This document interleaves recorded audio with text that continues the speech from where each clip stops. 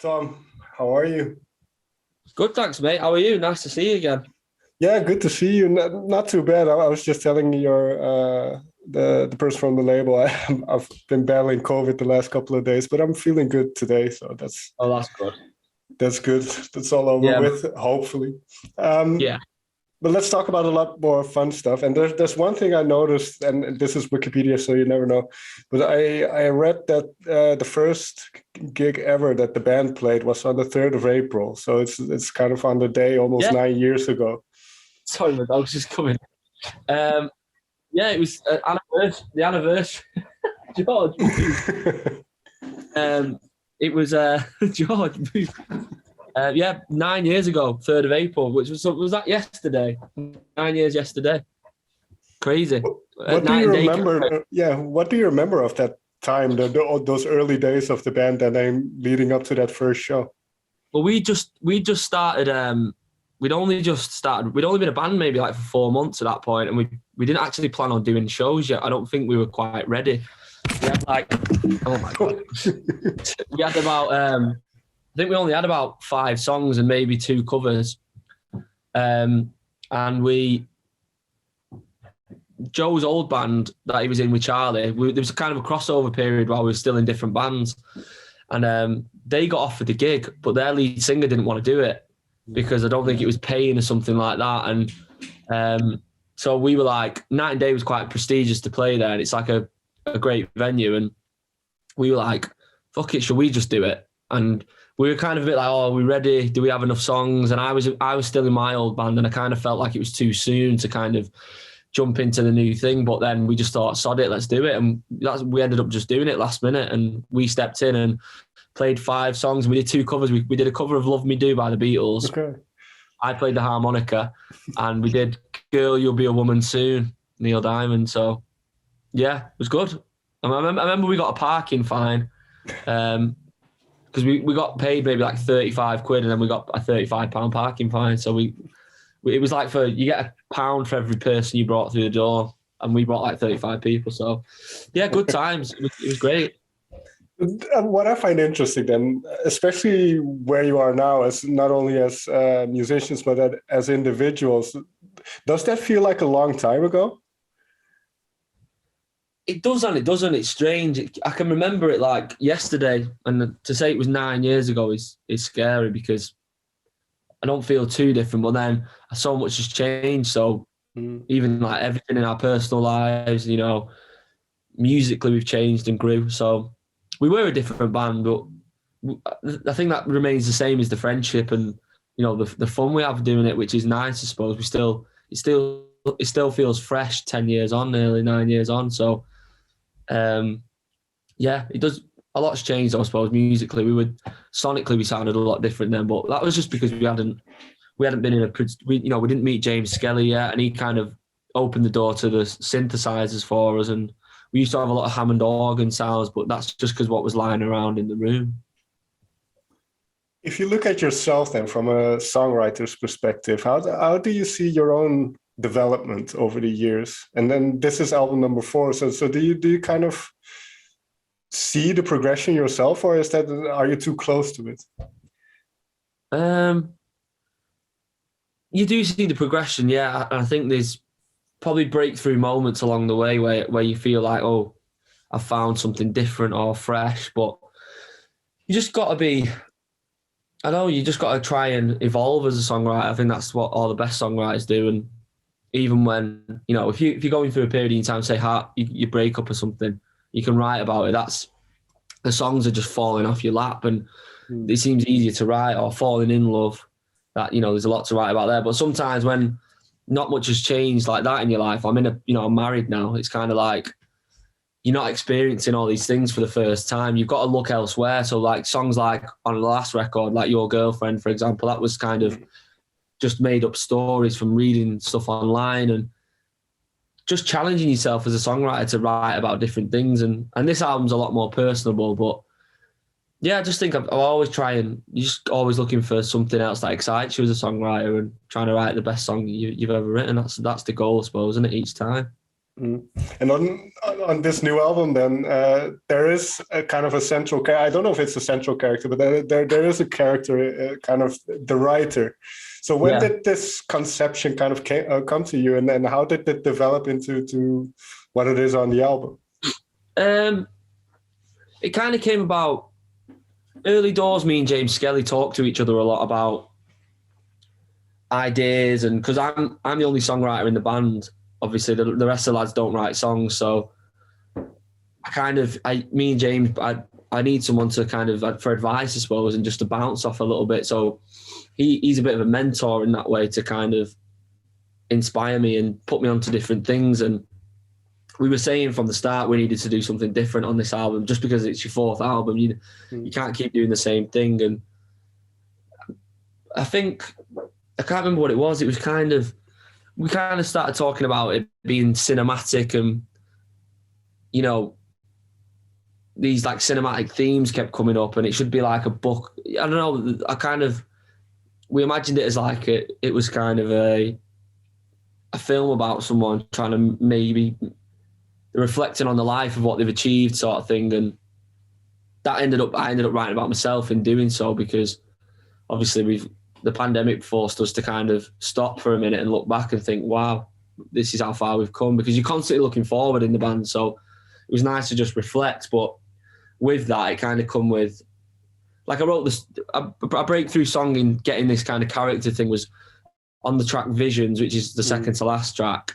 There's a line that says, was I complete at 23, which kind of meant I just had a #1 album. I was with Katie, who I'm now married to. We just got together. So it's kind of, I had all these kind of significant things in my life at quite a young age, and now, whatever it is, 6 years on, it's kind of like, well, how did we get here, and what now, where'd you go from there, sort of thing. And then I had the song The Sulking Poet, which is touching upon, that's from a fan page of Blossoms, which Joe sent me, and I thought it was funny. They're referring to me as the Sulking Poet because I think they think I need to smile more or something like that. So I just thought, I'm always looking for song titles, so I had that song, which was obviously about someone trying to do what I do, I suppose, but from the perspective of maybe they didn't quite make it. And then I was obsessed with the song Every Day I Write the Book by Elvis Costello. And he talks about chapter 1 and stuff. And then I wrote The Writer, which at this point, when we were talking about this kind of film idea, me and James, was like, by this point, I was like, right, it needs a name. What can we call the guy? And then in the film Stand By Me, the older character at the end is called The Writer, which I just thought was a cool way of putting it, I suppose. And it was kind of, I had a few different songs, which then once I wrote The Writer, that just tied it all together then. So I never knew right from the start that it's more thematic than a concept, but it definitely feels like all the songs are written from one perspective all the way through. Whereas in the past, I've maybe gone from different perspectives a lot more, whereas this was like, it's all from the writer's perspective. But yeah, it was just something to challenge ourselves and make it just give it a little bit more depth and meaning, I suppose. How do you think about a writer or the writer? Maybe it can be a songwriter, it can be an author, but there are all these kind of tropes about writers, the tortured artist, the drunk, and all those ideas about what writers are and what they behave like. Do you have a sense of that for yourself? What kind of writer you are? A little bit, yeah, I suppose. It's the thing with songs, you can interpret it whichever way, I suppose. Maybe someone who writes books would interpret it and relate to it on that sense. Obviously, I see it from my own perspective and what I've experienced and as a songwriter. And like you said, there is the funny thing with that song is the song The Writer is kind of about writer's block, but then it defeats the point of it because it's a song about it, if that makes sense. So it's kind of, it's the idea of worrying about writing a song. And I have experienced that in the past. And, you know, like, it's the lines in there, it's easier to sit around feeling blue, which is kind of something that's from personal experience, like feeling, you know, you sat down writing a song and you're procrastinating your way through and you're making up excuses for yourself, I suppose. But I'm quite prolific as a songwriter, so my idea of writer's block is probably not writing a song for like 3 weeks or something like that. And I'm like, oh God. So I've never experienced it too much, but it's kind of touching upon it. And And I suppose there's a lot more references to like drinking and stuff in the lyrics, which I didn't really realise until you pointed it out. But there is, I think the lockdown affected everyone in different ways. I definitely did drink more, and yeah, I suppose it's why you said it's weird, isn't it, a writer, because you are this kind of, you've got to be creative, I suppose. It's that need to be creative, and if you're not being creative, you kind of beat yourself up about it. That's what I'm like.